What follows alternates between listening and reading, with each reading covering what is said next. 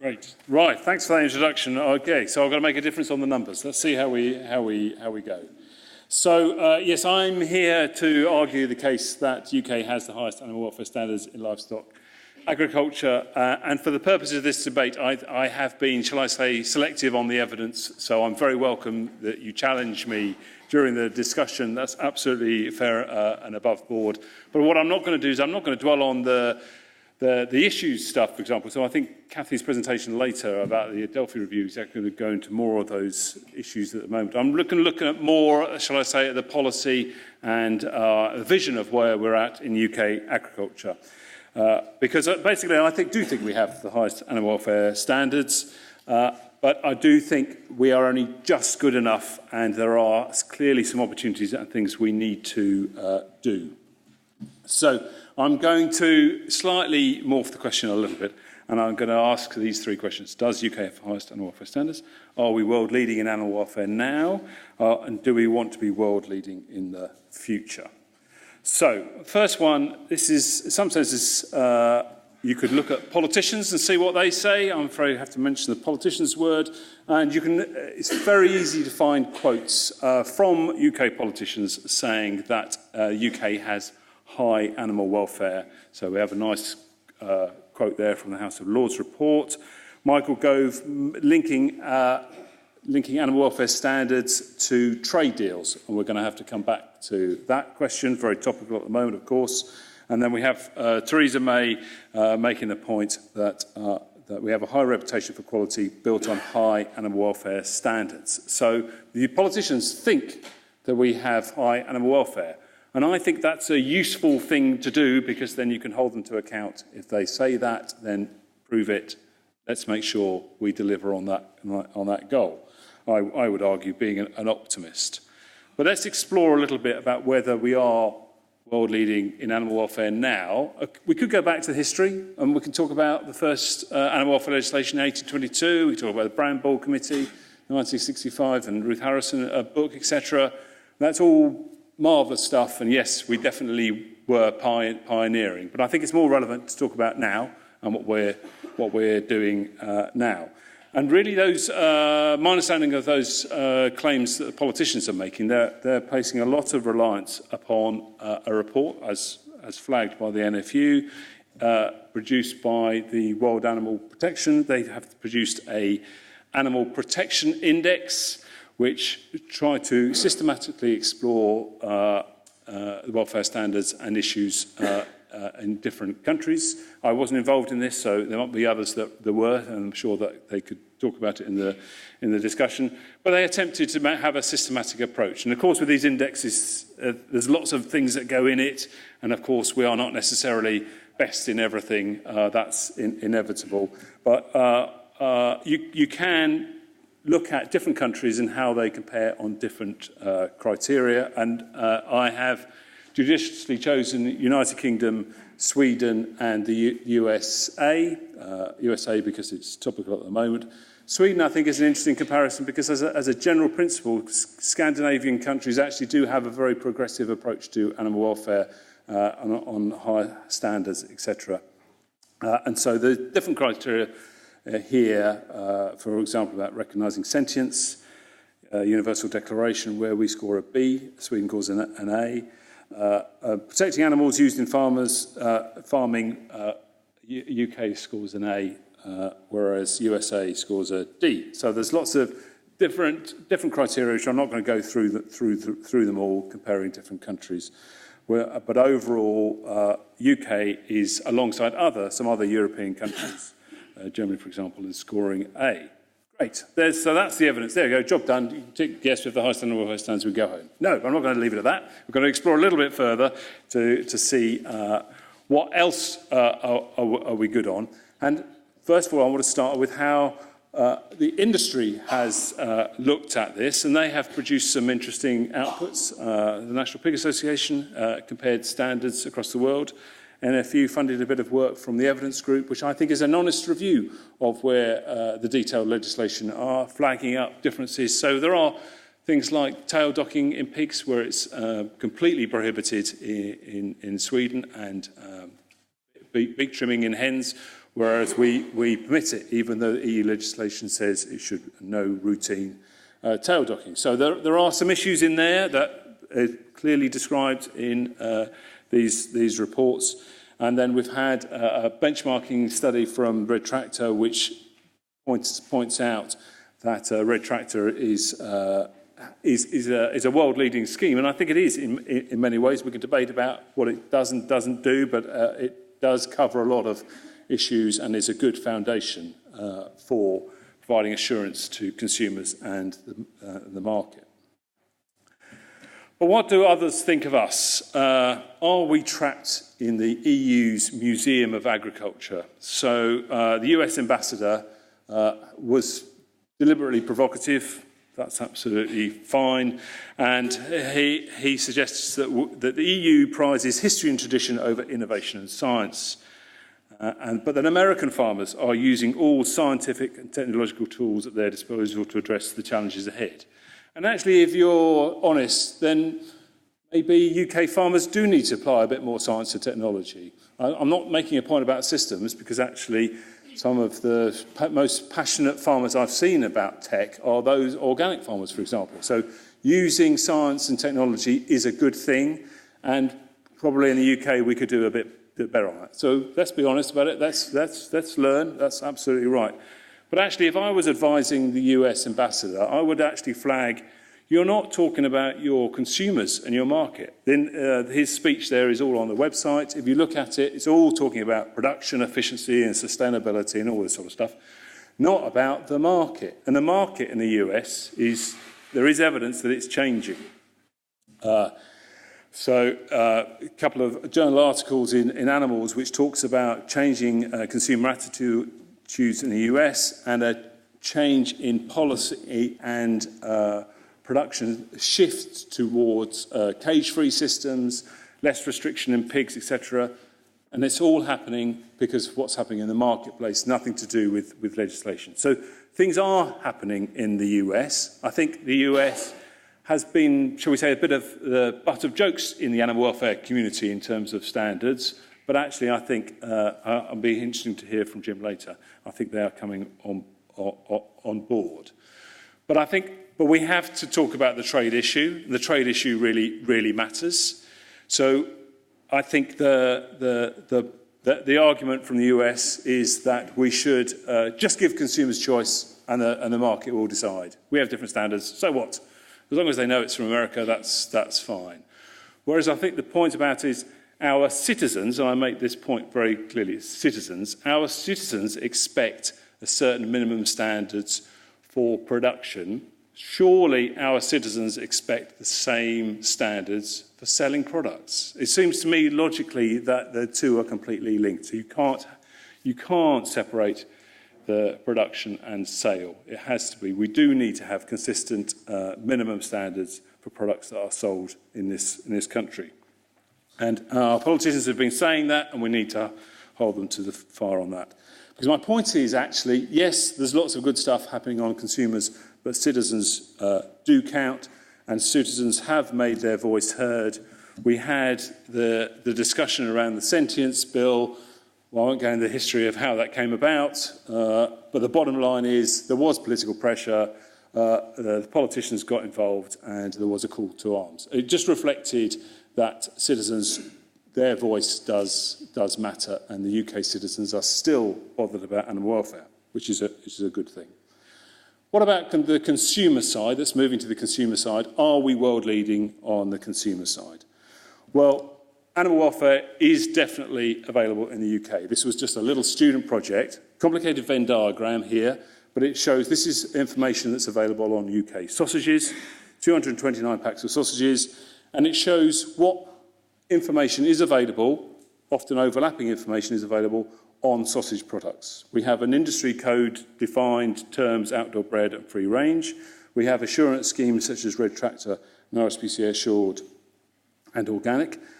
And the take-home message to me of that is there's a lot of information available there and a lot of choice available for consumers, which is a good thing. So yes, we have choice, but some retailers, some offerings don't offer choice, and that's also a good thing. So, for example, we have McDonald's, we have Waitrose, which are making explicit you can't buy the other stuff, you can only buy this stuff, because it recognises that consumers, actually their main choice the consumers make is what door to walk through. And so that's important for the brand reputation of these businesses. So yes, higher animal welfare is definitely available in the UK.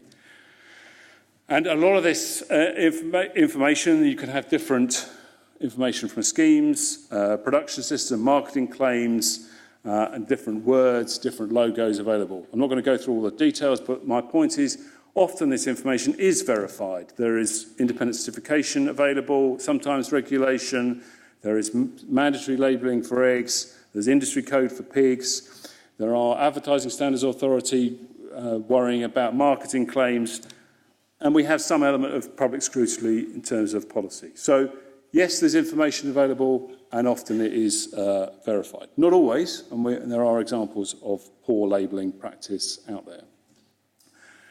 I hear you crying, it comes up, and I'm sure it will come up, but are UK consumers willing to pay for it? In the Eurobarometer study of European attitudes, a lot of consumers say they're willing to pay more. Interestingly, if you look at different countries, Sweden, I'm using Sweden as an example, 93% say are willing to pay more, 72% in the UK, 22% in Portugal. So there is a difference in perception in different countries. My argument is that they actually often don't need to pay more. Coming back to sausages, this was this same study. We just looked at what price sausages were, and if you look at different products which are not British, or labelled with Red Tractor or RSPCA assured, the price of sausages per kilo of sausage pretty similar between those four not British Red Tractor or British RSPCA assured. Organic, yes, is more expensive in this situation. It is a different production system, so it is more expensive. But you can buy RSPCA assured pork sausages, similar price. What's more interesting and more fun, if you look at the price of pork within those sausages, and the most expensive way to buy non-organic pork is not British sausage. And yet, a lot of not British sausage is sold.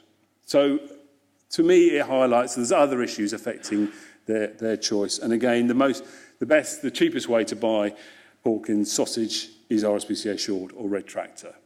So the consumers don't need to pay more for sausage. I agree. I appreciate another system. So chickens, for example, there quite clearly is a more direct correlation between what consumers need to pay for the higher product. So yes, we have choice, and you can buy it, and it doesn't necessarily cost you more. All good. And the reason for that, statement of the obvious, is that this is because these sausages are often 40% sausages, and not many people look at the detail to see how much pork is in the sausage. So not only are they available, but they are sold. This was the figures of penetration, we say, from RSPCA assured, different markets. So relatively high salmon and laying hens, over 50%. Moderate penetration for pigs and turkeys, although there are some sectors where it's relatively low. So, of course, there are sector differences in how much higher welfare products are sold in the UK. The other point I really do want to flag is the industry action on animal welfare. Yes, there are more things that can be done, but I do think we should applaud what the industry has been doing. And I use the dairy cattle welfare strategy as an exemplar when I teach students about strategy development. Because to me, it ticks all the boxes. It's an ongoing, active process that has clear, specific, measurable targets. You've got ownership by different groups. You've got time limited. It's regularly reviewed. I think this is an exemplar of what industries can and should do. So, yes, there are issues. So lameness, of course, is an issue. But the industry is trying its best, I would say, to tackle a lot of these issues. And also, it is world leading in animal welfare assurance. So the UK pig industry has put out claims in the past about high welfare pork. This was edited, should we say, by Advertising Standards Authority. But what it's actually done, if you look at the detail, it has introduced a world-leading welfare outcome approach, which is actually delivered by vets on the ground, and they have published that information both in a more consumer-friendly version and also in peer-reviewed literature. So that is world-leading. That should be applauded. So, yes, we're doing pretty well, I would say, but do we want to be world-leading in the future? This is where I challenge the vision point. The Red Tractor, as I said, I think is a solid foundation, and this is its sort of mission statement at the moment: world-class standards, independent inspection, and robust compliance. I have to say that's a bit underwhelming. I think that's a bit sort of, yeah, we do some stuff, we process, and that's fine. That's what we're about. Whereas actually, I don't think it reflects the stuff that they are doing on welfare outcomes, for example. So I think they could be more ambitious. And an example of somebody being more ambitious is New Zealand. The dairy industry has a world-leading in on-farm animal care. They have this strategy called Dairy Tomorrow, and then one of their commitments is we will be world-leading in on-farm animal care. And their task is to develop and implement a framework to ensure every animal is valued and treated with care and respect. And we've been involved with a bit with them because they're using a positive welfare approach, which I'll talk about in a minute. But why are they doing it? Of course, okay, it's partly relevant for their export market, actually not very. The main reason why they're doing it is about social licence. They realise that their main threat to their business is the citizen. It's their citizens that they are protecting against. And that is our issue too. We are able to produce stuff because our citizens allow us. And we have seen examples, for example, in Australia, where the citizens said, we don't like the way you export, and it caused a complete nightmare, and they had to stop it. Okay, so social licence really is our biggest issue that we should be worrying about. And so New Zealand has gone, social licence matters. We want to be world-leading animal care. Right, let's see what's about there, what research approaches we can use, how can we demonstrate this, and they're developing a strategy on the back of it. And I think that is where we should be. So it's not just about tidy, robust compliance with this, that, and the other. No, we want to be best at something, and that is what New Zealand are doing. So an example of how you could do that, Falk in 2009 talked about positive welfare, and it talked about that animals should have a good life, and it talked about these having opportunities for a higher standard for animals' comfort, interest, pleasure and confidence. And an opportunity is something that would contribute to a good life, would be a resource, a thing that an animal does not need for fitness but is valued. This isn't about moving the goalposts. This is saying animals value these extra goodies. The marketplace values the extra goodies. Are farmers getting the recognition and reward for those extra goodies? And this is the framework that the New Zealand industry are looking about embedding. So, yes, we need to manage the bad stuff, but also let's recognise and value the good stuff. And, of course, there's an opportunities in the future UK agricultural policy to take these issues on board and deliver a sort of national claim for higher animal welfare, which is what we have the opportunity to do in the future. We're doing a little bit of pilot work. We've done some pilot work in laying hens. This approach is being used in a current study funded by AHDB looking at continuously housed dairy herds, and we're working with Excel farm vets to assess positive welfare in dairy cows. I mean, it's not the only approach that's out there, but I would just want to flag that my point is, if we want to have this ambition statement, we need to move it on. So my time is up, so I'm going to flag, these are my leading questions, and to answer them briefly, do we have, yes, probably yes. Are we world leading? Yes, but of course there are some things we need to do. Do we want to be world leading? Absolutely yes, definitely we do. So now is the time to have this collaborative industry, government, civil society approach to deliver on that. And I don't want to put you off your lunch, but I'm going to go back to a politician. Oops, sorry. And whatever you say about politicians, sometimes they come up with a nugget of a phrase that actually sums it up. And so Michael Gove says, we will succeed in the global marketplace because we are competing at the top of the value chain, not trying to win a race to the bottom. So when we have our great statements, we need animal welfare is great. Oh, it didn't come up. We need animal welfare is great as our claim in future trade negotiations. Okay, I'll leave it there. Thank you very much.